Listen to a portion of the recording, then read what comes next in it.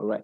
Good afternoon, everyone. Thank you so much for joining us this afternoon. My name is Musenga Katongo, and I will be your host for today's interview. It's a live recap with none other than Dr. Musonda Mumba, who is one of our leading ladies for the fourth season of Leading Ladies. So, in case you're not familiar with Leading Ladies, then I would just love to say you can check out our YouTube channel and you can see season one up to season three of Leading Ladies, which is a podcast which talks about historical Zambian women who've shown that they have leadership potential and that they're capable of being leaders, despite our history not necessarily celebrating them the way they should be.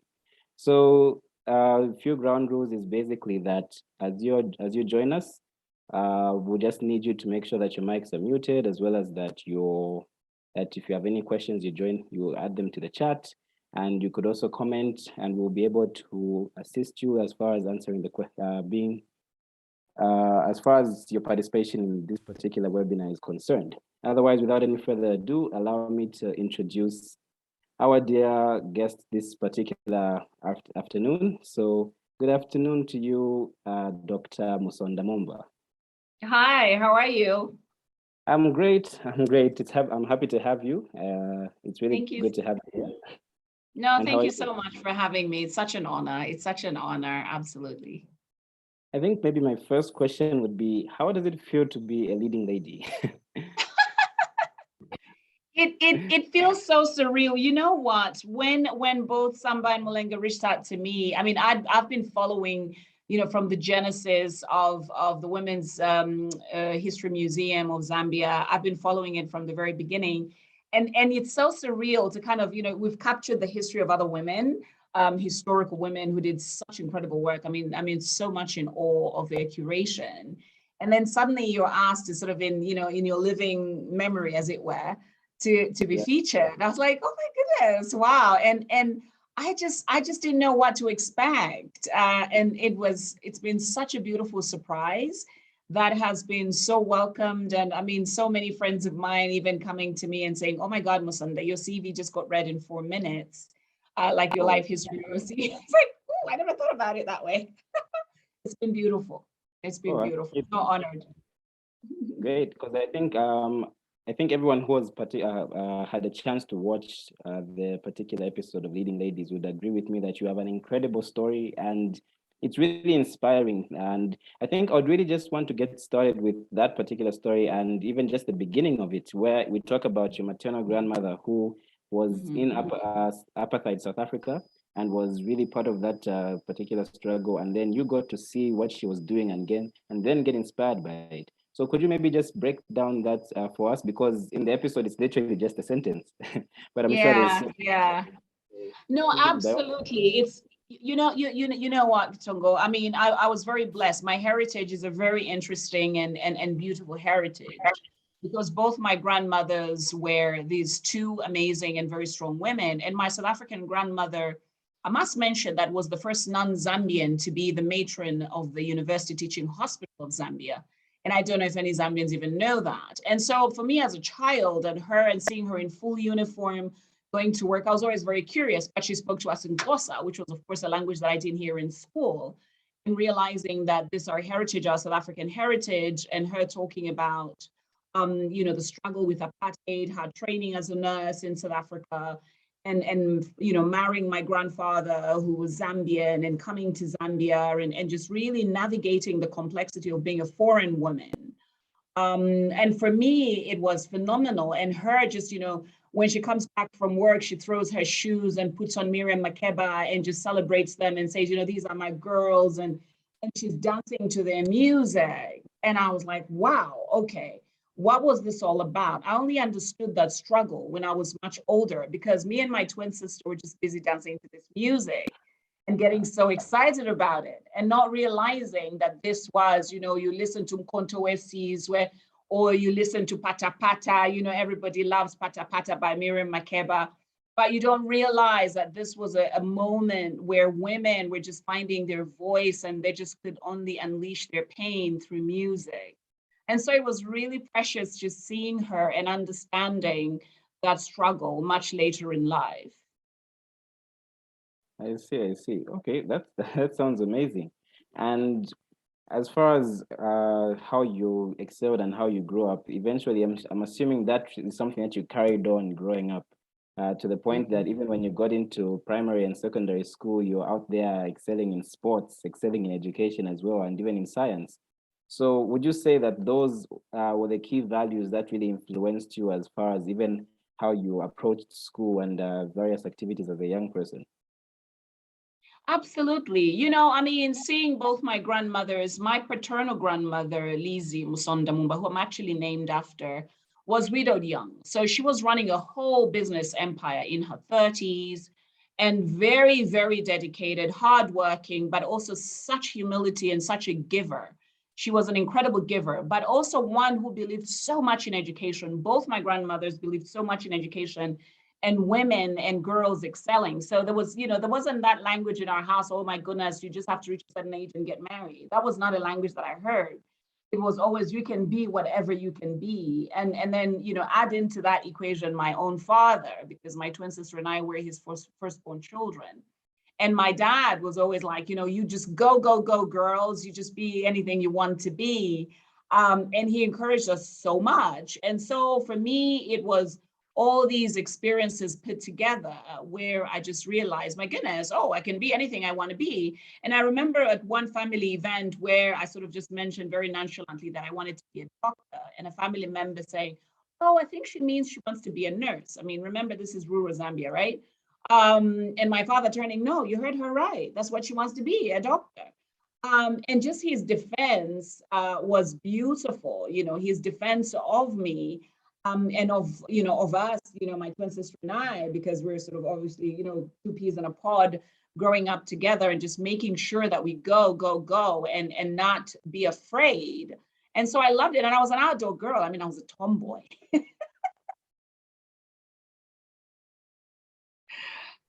Oh, Yeah. I hear you. Okay. Oh, wow. I think it's really beautiful that you got that support as you were growing up, because I think it's really important for, especially when you're so young, for you to receive that support from your parents, especially so that you can have that Mhm. confidence growing up.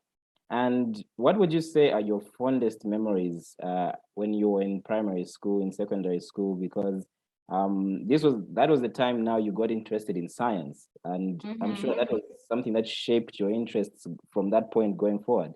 So what would you say are your fondest memories from that time period? You know what? There's several. There's several. So I grew up in Mansa, you know, a rural town, and so whenever I tell people when they ask you, you know, where did you live in Mansa, I said I lived in town because it was smack in the middle of the city. You know, my grandparents owned this property smack in the middle of the city, and it was literally like, you know, not so far away from the river.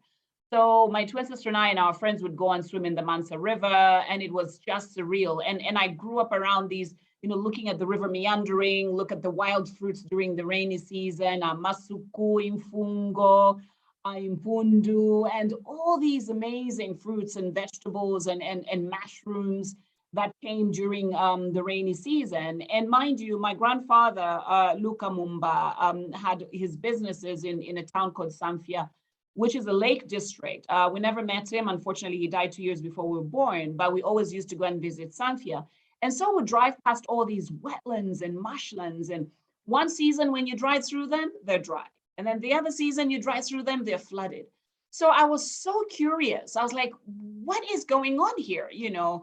And then I remember my grandmother or my dad would be like, oh, yeah, yeah, yeah, ni lungu, ni kuilungu ko, you know, and I was like, what is ilungu? You know, and I was kind of curious about it. And so when I went to primary school and obviously navigating this very traditional and natural world, but also, you know, seeing that, you know, we had seasonal foods, we had seasonal lives in a way, because, you know, at a certain time of the year, you'd be told you cannot go swimming in the river because the flood is coming. There's a lot of rainfall in the upper catchment, etc. And this cyclic way of life made me very curious about the natural world. And so even when I went to primary school, I remember registering for JETS, you know, the junior engineers science group that used to go to UNZA. So you had to be chosen at the provincial level, right? To go to the University of Zambia. So one day I made it, and I went for JETS, you know, to UNZA, and I was presenting my project. I can't even remember what the project was, but I remember my stepmother came with all the certificates. I have them somewhere. They're such a gift, because looking at those certificates and realizing, oh my goodness, I studied all this scientific stuff rather curiously and very encouraged by what I saw in my environment. And it wasn't by reference of seeing other women, it was just by what I saw in my environment, from our foods, from all of that. And I thought, oh, let me just do a science project and go and talk about it at JETS. And it was fun.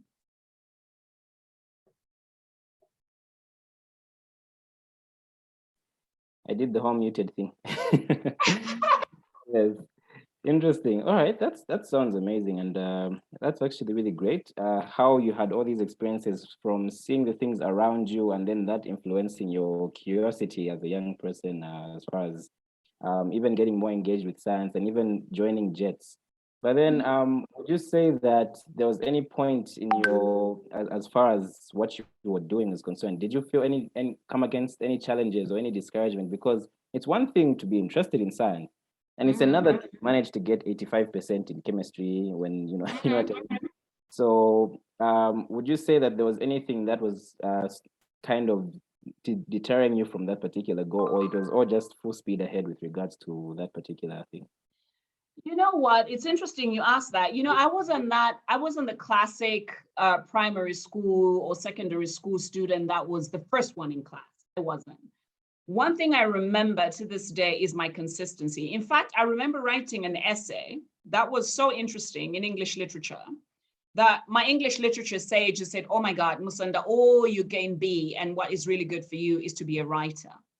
And I looked at this man and I said, no, actually, I want to be a scientist. When I wear science, you can't be a scientist. And I was like, no, but that's what I want to be. I really want to be a scientist. I want to explore science and the natural world. And so he didn't believe me, but I had written such a brilliant essay. I think it was the top story, because I loved reading and I grew up reading. You know, I never grew up around a television or hooked to one. In fact, I don't even own one. So his assumption was very much that I should be that literature student, that writer. And I'm hoping, you know, I will get into writing at some point, but my pure interest was very much around science. And so I became curious, you know, I became curious and wondered, why does he just think I cannot be that and that together? And so and then I pushed hard. I pushed really, really hard to make sure that I stayed consistent, and I stayed consistent in the science and understanding the subject, and ended up being the only student in my secondary school in St. Mary's in Kawambwa going to university that stream. It was a shocker. It was a shocker. I remember receiving the results and I thought, oh yeah, there must be someone else coming along with me, because, you know, a lot of these girls' secondary schools, you go in a whole pack, you know, you're all going to university together. And I was alone. And I was alone. And I was like, whoa, okay. This has happened. And so it happened. Muted thing again. And just out of curiosity, how would you say that maybe affected you with regards to even your friendships at that time? Because I know for sure when I went to university, I was also excited to be there with my former classmates, like, oh, we're going to university together. So how did you overcome that aspect of, I have got friends here, but I have my goals and I have things that I want to achieve and I've got interests. So how did you navigate that particular experience? You know, it was so interesting, Senge. It was so it was one of those experiences. I was very, very lucky because my twin sister was also in Lusaka. She was at Evelyn Horn College, training as a physiotherapist. And so we were in the same city. So that was very helpful, that we were in the same city. But at the same time, it made me, you know, feel like a loner, because now I was beginning to nurture new friendships whilst in university. You know, meeting new people and trying to get to know them, these individuals that I didn't know, the people that I knew since the age of, you know, 12, 13, were not with me. I mean, fortunately, some of them were at NRDC. So we kind of like would meet in the city, but I started to nurture new friendships. I started to make new friendships. And I was very, I was very mindful of being that outsider, in these spaces. I was that outsider of, there would be the girls from Fatima, the girls from Ibenga, the girls from that school, and I was in neither of those circles. So I was the outsider. So I would go around these circles of the girls from and the girls from, and really just identify who I would trust, who could be my friend, who could be, my confidant. But like I said, I was very lucky because my twin sister was also in the same city. So it didn't feel that marginally strained, but it was unusual. It was quite unusual because I was that only girl that came from St. Mary's. All right, interesting. And I think I would also love to get a little bit of some insight around what the turning or the moment was like when you decided to switch from pursuing medicine and then deciding to get into education and conservation, because I'm sure there must have been some aha moment that helped you make that particular decision. However, before you answer that, I'd just love to welcome everyone who has just joined us. If you'd like to ask Dr. Musonda Mumba any question, you can feel free to type it in the chat and I'll be able to read it out throughout the particular webinar that we're having, so feel free to do so. Otherwise, back to you, Doctor. I'd love to know what exactly was that aha moment that made you decide to stop pursuing medicine as a career and instead going to in education and conservation. No, thank you so much. I was so excited about going to university, but also, the idea of just wearing a white frock, idea of a potential stethoscope around my neck and all of that. I was also very blessed to also have a stepmother who was a nurse and worked in a hospital full time. And so she exposed us to a way that, look, if you want to do this, come and check it out what it's like to work in a hospital. And I remember just walking around and thinking, I don't think this is the place that I want to be. And I remember in biology 101 meeting Professor Chidumayo and Professor Chidumayo and also another professor there, P.S. Piri, who was so amazing. I mean, the way they talked about biology, science, conservation biology, the natural world, I was like, oh my God, this is so me. This is what I want to explore. This is what I want to be curious about. So I was very fortunate to find, the individuals that, unleash that curiosity in me. But also because I'm a bit of a talker, I was like, oh, maybe I should be a teacher. I like to teach. So, sort of did the whole major education and science, and then started to go in the field trips. I mean, the field trips were like the bomb because, the places where I was going for the field trips from UNZA were the very places where my dad and my stepmom used to take us to Lochinvar National Park, for example, to the Livingston National Park to see the Victoria Falls. These are the places I had visited as a 12-year-old, 13-year-old. So it just really conjured such beautiful memories, but also encouraged me to understand even these ecosystems better. So automatically for me, it was like, really, do I want to be in that, white coat and stethoscope? I don't think so. I love the outdoors. I love to be in these curious places. I love to be out there in the field, checking out some wild animals and antelopes and understanding their behavioral dynamics and coming back and talking about it and being in a lab and understanding, behavioral dynamics of animals, the kudu, impala, and understanding what all that was about in the Zambian context. So for me, this was just like a game changer. It was an absolute game changer. All right, wow, I see. That makes a lot of sense. I also don't see myself wearing a white coat. That's why I didn't even bother to pursue medicine myself. So I guess we could relate on that point.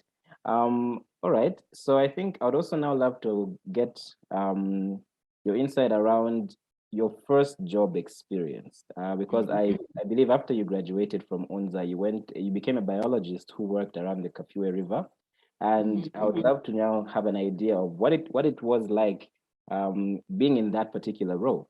And if at all you had any other minor roles or minor jobs that you may have just done to maybe build your CV or keep yourself busy, because I think probably there is an environmentalist in the making who is watching this particular interview, who's been inspired by you and wants to just know the little bit of the itty bitty decisions that you were making as you were pursuing your career.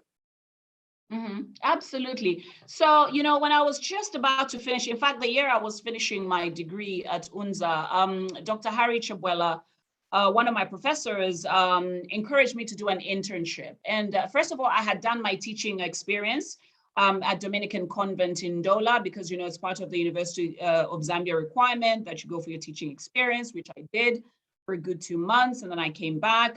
It was enjoyable. It was fun. I love standing in front of students and talking about science and why it mattered and conservation biology, etc.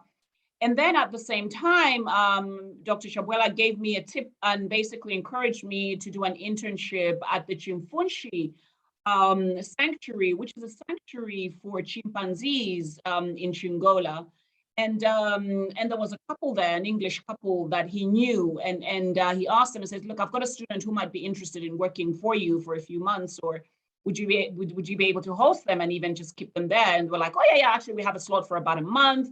They can come over." It was phenomenal working with chimpanzees, and also realizing we have a 3% DNA difference with these primates and their behaviors. And these are mostly chimpanzees, mostly baby chimpanzees that are rescued from people that are actually trafficking them, or in spaces of war. Some of them were rescued from Congo DRC in different places. I mean, it was phenomenal.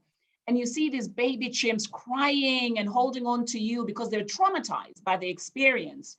And also these very angry ones that just came, and every time they saw a male human, they were just, banging the tire, massive tractor tire, like really raising it and hitting it against the cage. It was shocking to watch. And then I went back to my biology 101 and also my 4 years of understanding the biology and the behavior of animals, and a shift in that. And it was incredible. And I was like, whoa, this is like real life situation learning. And then after that, I was like, I don't want to go teach. I just want to be in this, biological world and understanding what all this means, etc. And so I remember going back to, after a month of being in Chingola, going back to Dr. Chabwela and saying, look, I really would like to do something exciting. He says, look, I spoke to some guys at Environmental Council of Zambia. They're looking for a biologist. No one seems to be interested in being a biologist working on the Kafua River, because we have this water hyacinth problem, etc. And I was like, golly, this is the perfect job. I mean, I am an outdoor girl and I'll be on a boat every day on the river, and I don't have to sit behind a computer. This is like perfect. And I took it. And it was a game changer. It was a game changer, understanding science and understanding policy at the same time, decisions that government make when you have such an invasion that is risking the very thing that your industry is related on. Mind you, the water hyacinth was going on to the Kafua Gorge, turbine walls and causing overheating, etc., and all of that. It was incredible to just be, in the deep of it and be the biologist that was leading this work for the then Environmental Council of Zambia, which is now ZEMA, the Zambia Environmental Management Authority. It was such a game changer. Interesting. All right, that sounds amazing. And I see that there was the aspect of how you had this network that was also giving you these chances and these opportunities so that you could also go further in your career. And I'm so glad you sound so passionate about what you do. And I think that's brilliant, and it's really great to hear. I wouldn't see myself working with chimpanzees, but I'm so glad that you're so excited about it. Just allow me to read one question that's from the chat, which is actually from Sambayonga. The question is, I am so fascinated that you are in this incredible field of conservation as a powerful Zambian and African. There is so much to ask, but what has been some of the work that you are doing and experiences that you feel Africa can teach the world with regards to conservation? So what do you feel that from your experiences, and what do you think Africa has to offer to the narrative of conservation and the like? Perhaps you could take that one up. Okay. No, thank you so much, Samba, for that question. You know what? I mean, for me, having worked within the conservation field and with WWF in particular, one of the things that I learned so very quickly, because when I got into the sort of conservation world from the international angle, I was based in Switzerland, and also working on issues of sort of development / conservation / climate intersection. one of the things I learned very quickly was also the narrative that, this focus on concentration on species and species alone. And then suddenly realizing that some of the narratives and the rooms that I was sitting on were talking so passionately about that chimpanzee, about that lion, about that elephant, as if the spaces they navigated were devoid of people. And I was very confused. I was like, oh, this is very confusing, because the places I've been to, I've seen, communities interacting with these species and us talking about these species. But also for me as a Bemba, our language is so proverbial. It speaks about, animals in relation to us as humans. So, or in relation to our interaction. So I began to realize that when we enter the conservation world as Africans, sometimes we're zapped in or sucked into this narrative that is very problematic, where it's a narrative of fencing and keeping those animals secure. And my God, they're going to be all killed. And I'm thinking, wow, it's a problematic narrative, because when you look at, when I moved for WWF here in Kenya over 16 years ago, I remember just, going to the Masai Mara, Serengeti system and seeing the, the indigenous Masai, interacting very closely with these animals, with their animals over there, and the other wild animals moving over there, and the wildlife interacting with the domestic animals, and not having to really look at this from a lens of them versus us, or they should not even be a part of this because they're the ones killing this. And I keep reminding people that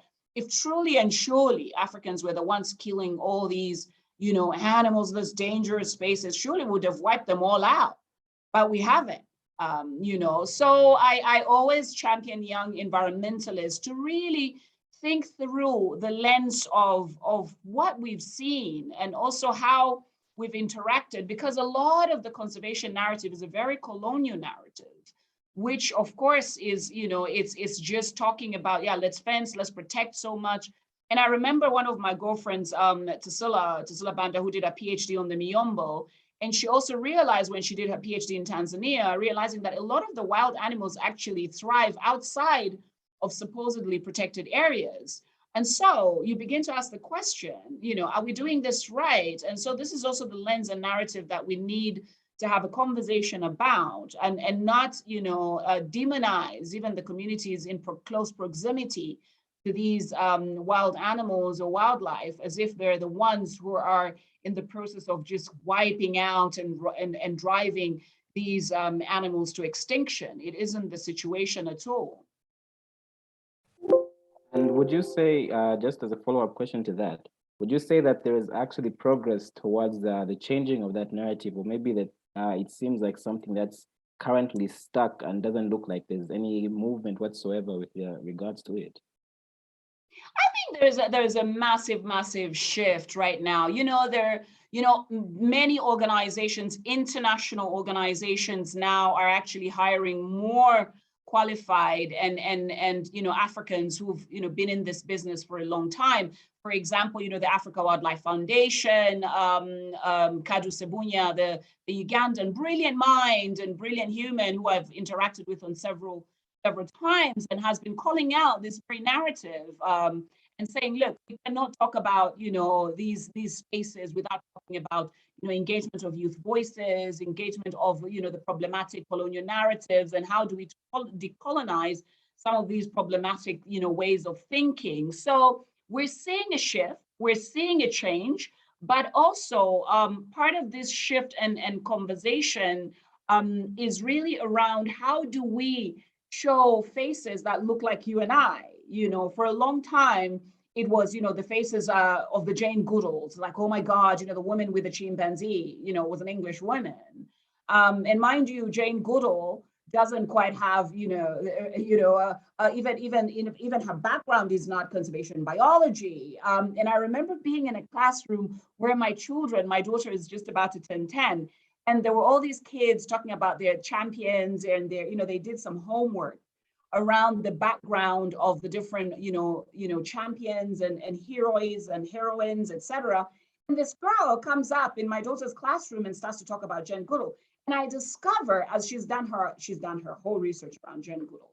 And she's like, oh, she even worked in a restaurant and did this and did that and da da da. And the only heroine I was hearing, has even a degree in veterinary medicine and has worked in conservation was Wangari Maathai. And I was sitting there thinking, I wonder what these children must be thinking. Then that means you can, and it's no disrespect to Jane Goodall. She's done impressive work and really, raised the plight. But the point I'm trying to make is that there's so many Black African women that have done similar work to Jane Goodall, and even if not more impressive, Gladys Zukisokwa. Gladys is a Ugandan first ever Black African female vet who works on gorillas in Uganda, in Bwindi. And it's only now we're celebrating these women, we're talking about them and really highlighting their profiles of who they are. But for the longest time, it was always a non-African. And it seemed as if this realm and field was just for those non-Africans, that this was the spaces for them, but not for us. And that for me was like, wow, okay, this is a very problematic narrative. And that's not the narrative that I want my children to see, or I want my son and daughter to see and think we're not that good enough as Africans to just deal with our own environment or unnatural spaces. Interesting.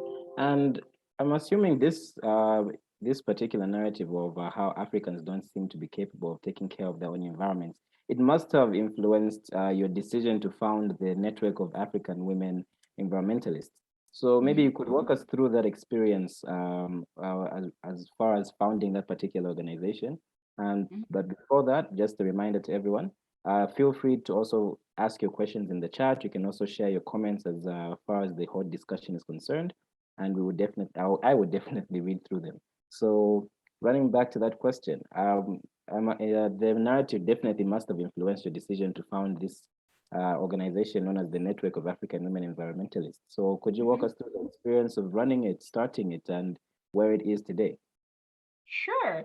No, thank you for that question. A few years ago, I love to cook. And so normally my sort of go-to space, and when I want to catch up, especially pre-COVID, I used to entertain a lot, and I would have friends over, a dinner table, mostly my girlfriends. If somebody's flying through or coming through Nairobi, I would invite a few other friends and would cook and just brainstorm and talk and, challenge some notions, etc. and whatever. So one day, and on this particular day, I was having a discussion with my girls, and I was like, ladies, I'm just curious, Wangari Maathai did us a huge favor. I live in Nairobi, where she fought. I mean, she was imprisoned, punished, and so many things, bad things done to her, to save a particular forest, the Karura forest, which is here, smack here in the middle of Nairobi. Beautiful space. When COVID hit, this was the go-to space where people would just go running, walking, and just really find their moment of just, I just need to get out of the house, and I can't deal being indoors. Beautiful narrative, but also beautiful ecosystem that is in the middle of the city. Now, over this dinner conversation, I also realized, being in the United Nations, that every time I hear speeches read about Africa, about agriculture, about food systems, about environmental development, etc., I hear numbers. I would hear, 70% of African women are the one feeding Africa, and 70%. Okay, can you just give me three names of those 70%? And nobody could give me a name of the 70%, just three.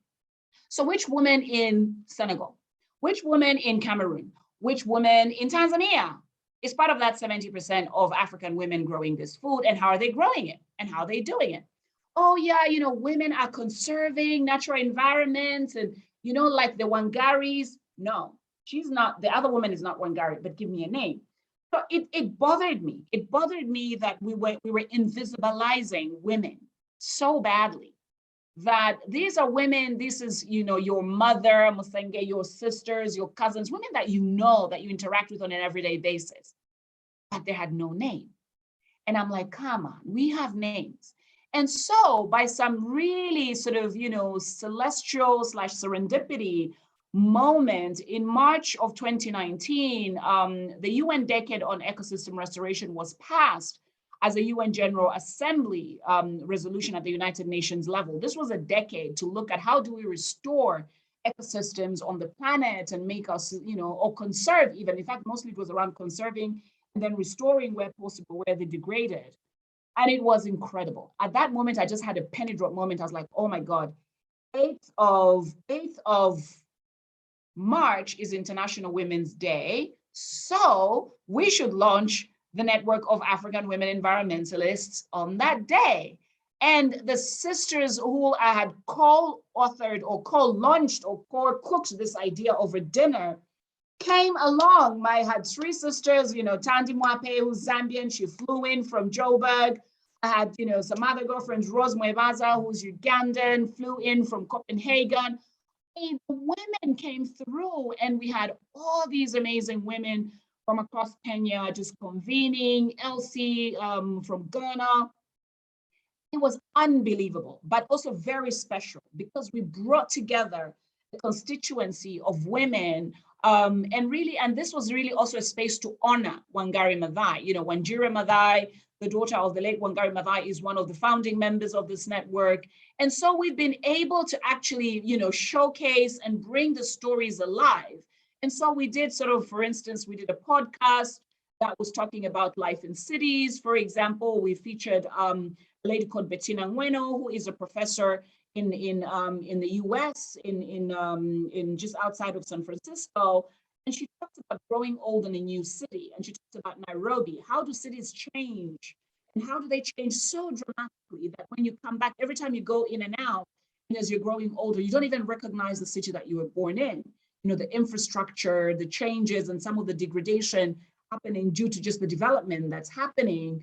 We featured Vanessa Nakate, who's been on the Times cover. She's Ugandan, a young woman I've been supporting and working with very closely, and a champion of all things climate justice. What are their names? What are they doing? How are they doing it? And how can they inspire other women out there to be themselves, but also to showcase? Because a lot of times when women are talked about in an environmental space, they're talked about as if all of this is hopeless. Oh my God, we're so suffering, we're so victims. My God, we're gonna all be wiped out, etc. And yet it's so hopeful to see the solutions that women are providing. And sometimes in circumstances that it seems, look at the Wangari Maathai story, it seemed so impossible when it happened then. But now, 7 years after she's already passed, she's late now, the gift of Karura, the very gift of an inner city forest. We look at decisions that other women made in other parts of the African continent to be bold, to make specific changes, be it around policy or around specific issues on agriculture or in seed systems because of the sovereignty of seeds, etc. We're seeing this happening everywhere. What are their names? What do they look like? Where are they? Be it in Francophone Africa. Africa is divided by all these, for lack of a better term, colonial, slices. Is it Lusophone Africa, Mozambique, Angola, Guinea, or is it in Francophone Africa, Senegal, Niger, Burkina? Who are these women? Anglophone Africa, Spanish-speaking Africa, island Africa. Who are the women in Madagascar, in Cape Verde, in Mauritius, all these places. So this is a platform and a way to bring these voices together and really showcase. And so we've also widened the scope to just bring women and youth voices. So we have also male representatives, Sia Bulela, who is actually based in Kailisha in Cape Town, who's doing such amazing work and bringing together youth voices in Kailisha, growing indigenous trees. They do marathons, running with an indigenous tree on the back and just spreading the word in Cape Town and making sure that people plant indigenous trees. As you may know, most of Table Mountain in Cape Town is full of nothing but pine, which is why it burnt viciously and ferociously not so long ago, because pine is an invasive species which does not belong to sort of the Cape kind of climate, that particular pine from Australia. So all these voices from across Africa. So this was the ambition of this network. Wow, that sounds amazing, because I think it really There's that type of work which really makes you feel like actually fulfilling something purposeful, and that sounds just like it. It really definitely sounds like it's contributing to changing the narrative as we had spoken about earlier. Because as you put it, there's so much going on. There's so much work being done. But what are the names of these people? Like who are what are their faces? And definitely there are people who look just like you and I who are doing this work and helping conserve and protect the environment. Thank you so much for that. I just would love to read a particular question which is in the chat, which is from Brenda Mofia. So Brenda is asking, I think it's about restoration. She says, we have seen a lot of trees cut in Lusaka to pave way to infrastructure development, roads in particular. Given the climate crisis we are in, should the cutting of trees be happening in our lifetime? What advice would you happen to give the current government on this?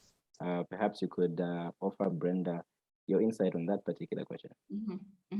No, absolutely. I mean, we saw obviously in the previous government where certain decisions were made to even just in the woodlands area. I remember visiting family in Zambia, and I was so shocked because I drove past, the woodlands area and saw a massive board and some scaffolding and all the trees gone, because apparently some ministry of religion was being put up there. And I was like, oh my goodness, this is impossible. This is unbelievable. Now, here is what happens. Because I've spent so much time in Nairobi, and we're actually experiencing a massive heat wave. I just came back from another town called Naivasha this afternoon. And when you enter Nairobi, there are enclaves and pockets of the city that just have no trees. And so without having trees, the cooling effect. Now, concrete is a problematic material when it comes to the heating of the surrounding area. And we know that as a material, it's one that is obviously contributing massively to greenhouse gases as well, and also just very problematic. So unfortunately, certain decisions are made on a whim, I feel, in specific spaces. And I think this has been the Lusaka case. Now, everybody gets shocked, very shocked, when suddenly when the rains come in Lusaka, there's mass flooding and also just unbelievable heat waves, etc. So you have extremes. You have the flooding, and then you have the heat. And so what I noticed are two things. I noticed, yes, the cutting of trees. The careless cutting of trees. There's no rhythm or rhyme. So you don't even have sort of like a middle island where you have trees, which used to happen a lot. You can see that a lot sort of around near Pamodzi there. There's a lot of tree life there. But you find places that are just bare. And then not only are they bare, they're paved. Paving. And I've been to many people's homes where there's nothing, there's no grass, there's no, everything is paving, like those concrete pavings. And I'm thinking, so where do you think the water will go? I mean, where seriously do you think the water will go? So of course, when it rains, it's flooded, there's no percolation into the groundwater, and everywhere is water. And then when it heats up, everybody's like, oh, what are we gonna do now? But you don't even have the shade that you're going to do. So there has to be very much a political decision in terms of how this infrastructure combination, and we know from science, there's a lot of work that has been done, that the less green spaces cities have, the higher the levels of mental health issues as well. In fact, a lot of studies have shown that the less access children have to green spaces, the more their anxiety rises. And this is what we're beginning to see across certain African cities. I mean, Sierra Leone is a case in point. The mayor of Sierra Leone, Yvonne, has been actively advocating and now calling Freetown the Tree Town, working very closely, not just with the UN, but also drawing on lessons from Karura. The same with Rwanda. I was chatting with the director of environment in Rwanda just a few weeks ago. They're putting together, there's, putting a whole part of Kigali as a city, having that as a park for the city and a green space. I remember, I grew up along Bwijimfumu Road, and at the end of Bwijimfumu Road, there was a park, and my twin sister and I would run and go and play in this park. And then there's also another gravesite inside of of that sort of North Mead area and would play around these tons of trees. And going into Lusaka now, you're just beginning to see that everything is just becoming a concrete jungle. There's a price to pay for that. There is a price to pay for that. And we need to do something about it. And if we don't do something about it, the repercussions will be huge. And colleagues, you know, during heat waves, it's going to be much, much hotter with more infrastructure and concrete spaces than having green spaces. And we've seen that across many African cities, especially in spaces that were originally green, and now they're very, very arid and very dry. Interesting. All right. Thank you so much for that response. I believe Brenda Mopia must definitely have gotten a very insightful response to her question. Allow me to just jump to a question which is actually on Facebook from Chanda Chaifwena Cooper, which is, I love the enthusiasm in what you do, Dr. Mumba. Well done. How or have you engaged our education system in Zambia to deliberately include environmental, I think I don't think that sentence sounds correct, but how would you, to deliberately include maybe environmental issues in the syllabus so that we have a generation that will grow with a sense of taking care of its environment? So how have you engaged the Zambian education system in order to have environmental issues be part of the syllabus? No, thank you so very much, Chanda, for that question. To be honest, I haven't. But when I used to work for WWF, I mean, I don't know how old you are, Chanda, but you know, Chongololo clubs were a thing that that I grew up with, and many of us from the 70s, children of the 70s grew up with. I mean, they were incredible. We had books around, this, Chongololo clubs talking about trees and talking about, talking about life and talking about animals, etc. In fact, if I'm not mistaken, I think a lot of the government schools then would even do some visits to a national park, even a day trip or whatever, to just make sure that they see these places and understand what this is all about. Unfortunately, something shifted. Something has shifted within the Zambian situation, and I don't know how this could be rectified. I've not been privy to what's changing, especially within the education sector in Zambia, because I haven't lived there for quite a long time.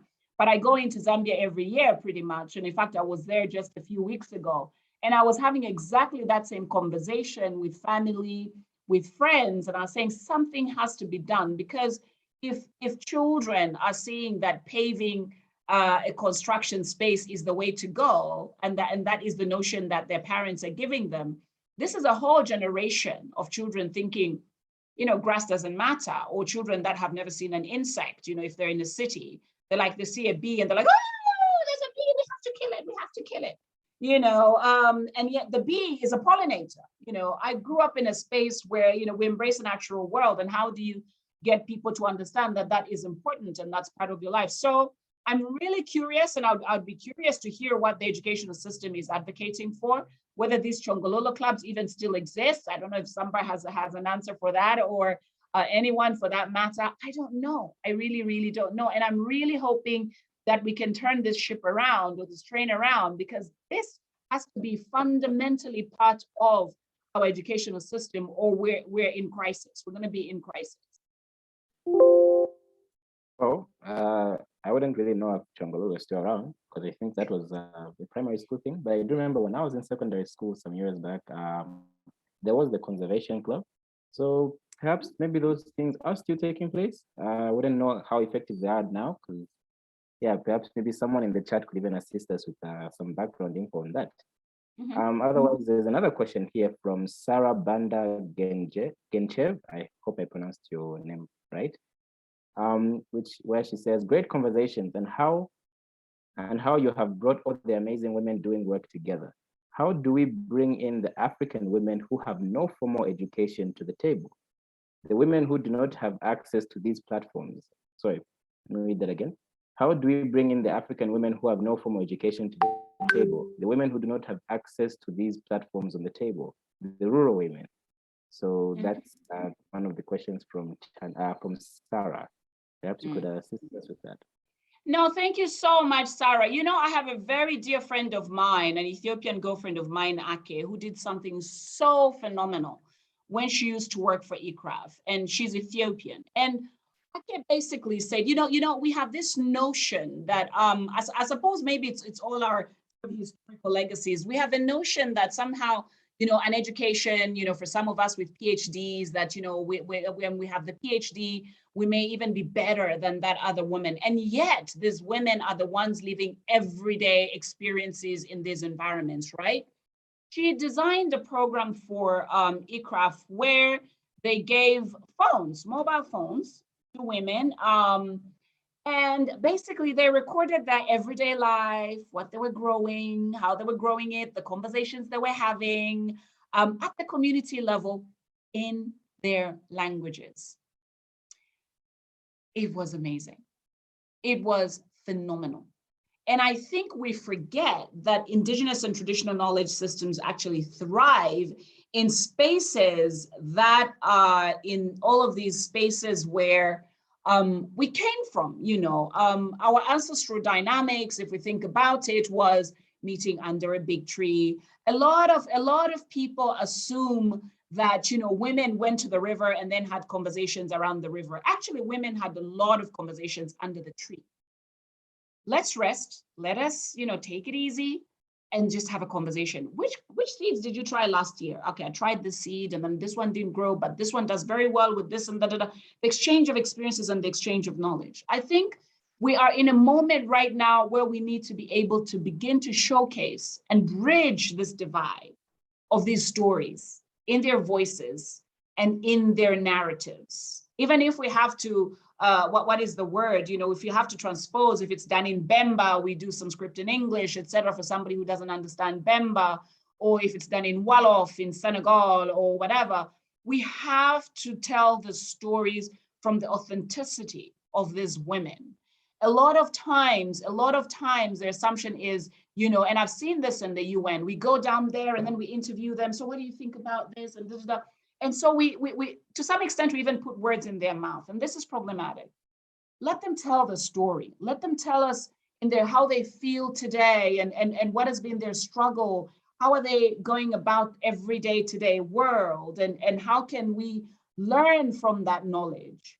I can tell you for free that one of the things that I learned so beautifully was one of my grand aunt, who was my grandmother's sister in Mansa.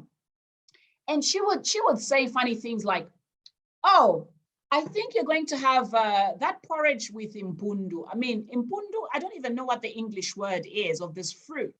So, because this fruit was supposedly very good for your stomach, etc., and all of that. And it took me many, many years, and being at the University of Wisconsin in Madison, giving a lecture where some European American woman walks up to me and said, my goodness, Musonda, the wild fruit and what we learned from the women of Zambia, the wild fruit and the amount of pectin there is in there. I stood there, froze, and I looked at her and I said, how do you mean? Says, pectin is very good, for stopping colon cancer. And this is how, and she goes on and on and on and on and on. And in my mind, my brain is in overdrive. Amasuku, impundu. What is it? Oh my God. I'm just thinking about all this wild fruit, that the traditional knowledge, the observation of these women.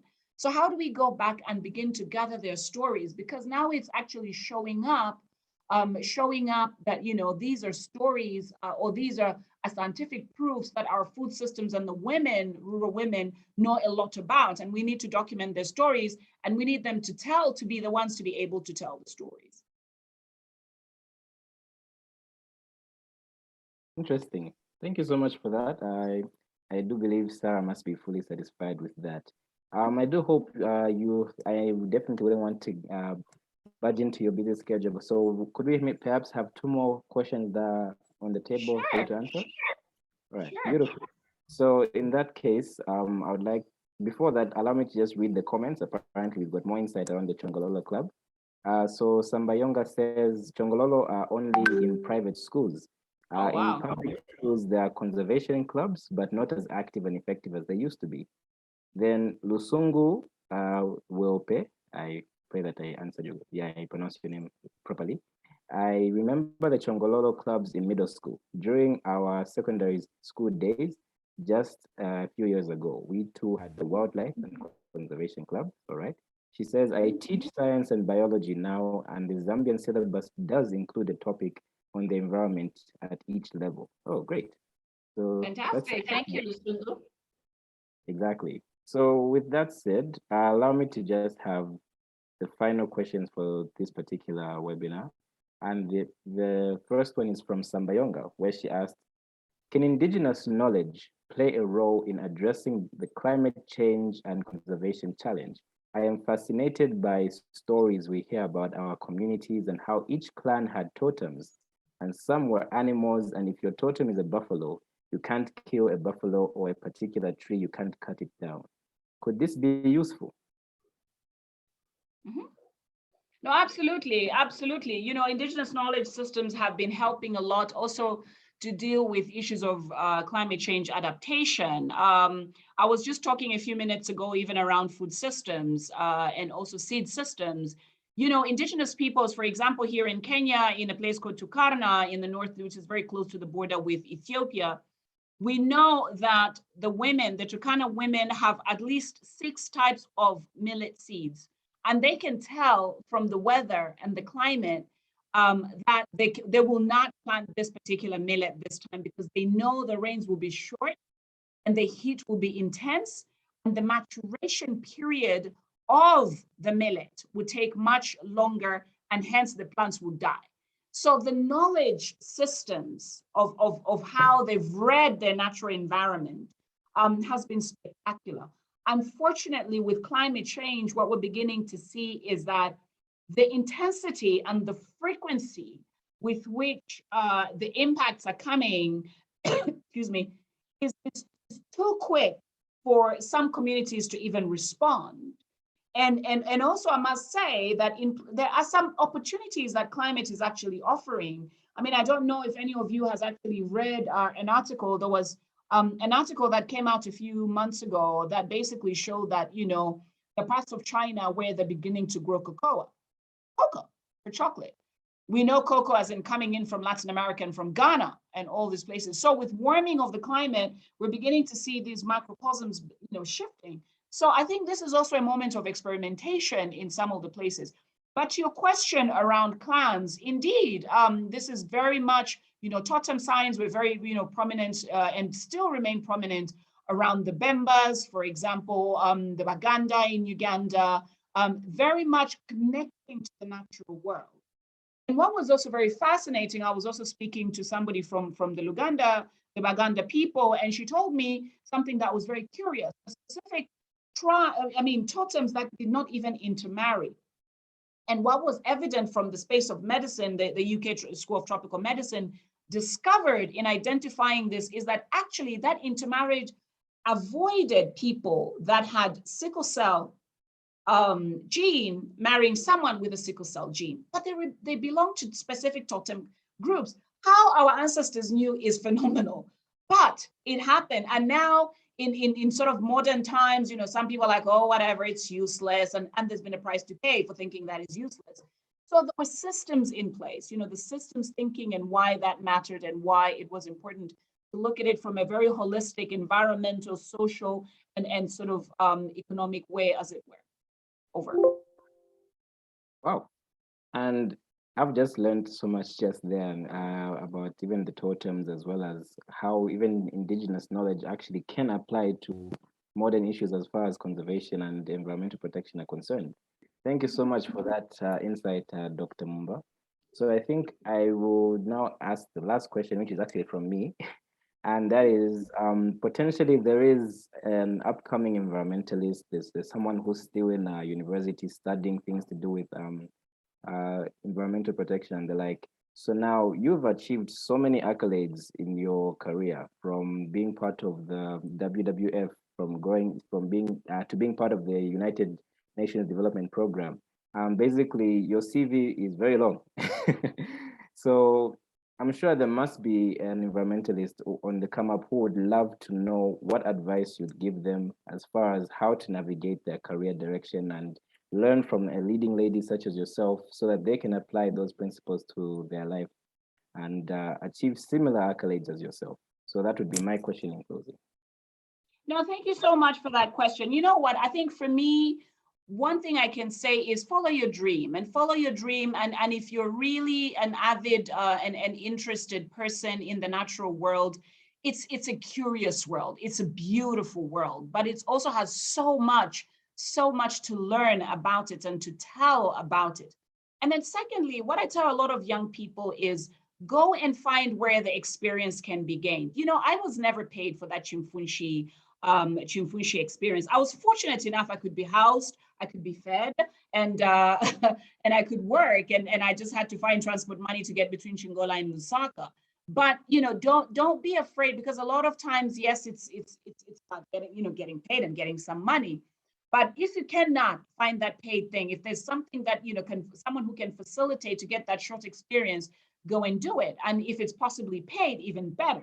And at the same time, find that mentor, find that person that can guide you, a man or a woman, who can really support you on your journey, and also learn from your old people, your grandparents, etc. I was very fortunate to have had a lot of my family in Mansa really teaching me a lot about the natural world when specific mushrooms showed up and others didn't show up in a different season, when we received different kind of fish and looked at whether the fish was darker. Or, I mean, it started to tell me a lot about wetland systems in Zambia. I didn't even realize until I was much older that we have peat wetlands in Zambia. I mean, phenomenal. And then thirdly, I want to say that, write your story. Write, if you're on LinkedIn or whatever, write a little blurb about your experiences, what you've observed, what you've seen in your environment, in your surroundings. So much to share. Even the food on your table. The beans, where did the beans come from? Where did this, cassava come from? What are you observing within the environment? What did you notice when you just drove past the Kafua Bridge? And, what are you seeing? Why is the red, the color of the river so red versus last time it was clearer, etc. Start, doing a little bit of investigation, reading a lot about your environment, but write. Journal that story, write it, share it out in the public, and really get insight into understanding what these spaces are. I was very fortunate that my dad, even as a 13-year-old, respected me enough and allowed me to use his camera. We are all fortunate enough to be in an age where we're in a digital space and you can take a picture with a smartphone. Document those stories, take that picture and find out, because these are such beautiful spaces that we're all navigating, and then find the moment to get that experience. There's an article that I did, for those of you who are on LinkedIn, there's an article that I did when I turned 12 years in UNEP. It's called 12 Years a Diplomat. Check that article, because I write about the article and encourage young people to get experience in the field. It is so invaluable. I have sat on tables in the United Nations, in many spaces, in many countries. I speak from experience. I speak from my expertise.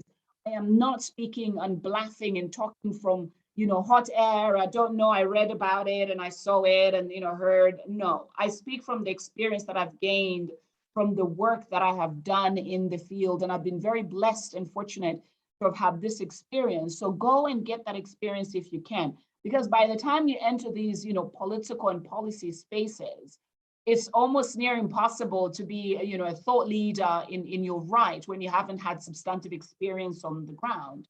And lastly, but not the least, read widely. Thank you.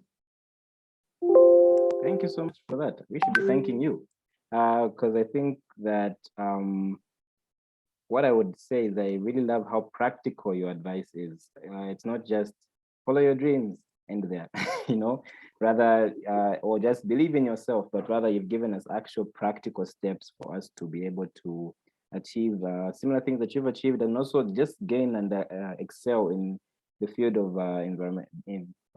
environmentalism. That's a word. But otherwise, I would just love to say thank you so much, Dr. Mumba, for sparing this time for us to just dig deeper into your story and learn so much more from you, especially around things to do with Indigenous knowledge and how it relates to the environment, and also just learning more about yourself and your insight on various topics. And we definitely want to have you again. I do hope that door is still very open, and would certainly really appreciate that. Otherwise, I would just love to say that Dr. Musonda Mumba is one of our leading ladies. She actually is part of, her story is episode 1 of Leading Ladies season 4, and you can learn more about it, or you can watch it if you haven't already on our YouTube channel, as well as on our Facebook, Instagram, LinkedIn, and Twitter accounts. So I would just love to ask one last thing. Do you have any last words that you'd love to share for our particular audience? No, I just wanted to say so much. Thank you to the audience. You know, it's your Sunday. It's a precious Sunday for joining in. Thank you very much, and for your amazing questions. And I also just want to thank Samba and Malenga, Auntie Malenga, who are just incredible. I mean, for me, the documentation of women's stories, not just from Zambia, but just across Africa, is precious. It's absolutely precious. I think we know that many women have been invisibilized, as I mentioned earlier. And I think documenting and curating their stories is inspiring many young girls, our daughters, into really realizing and believing, and our sons too, in just not seeing us as mothers, you know, just the mommy that comes home and puts food on the table, but also realizing that mommy has a role to play, and mommy is doing something that is meaningful and impactful. And there are so many women out there who are doing just that, not just in Africa, but, you know, Africans beyond the African borders, doing so much that is just worth knowing about. So I'm just so deeply grateful for the Women's History Museum for curating this, and just bravo for the brilliant work, and also the support from HEVOS, which is just incredible. Thank you so much. Right, so many thank yous going around, so many thank yous in the chat as well. So to that, I would love to just say thank you as well again to everyone who managed to join us and ask questions as well, and just to be part of this particular webinar.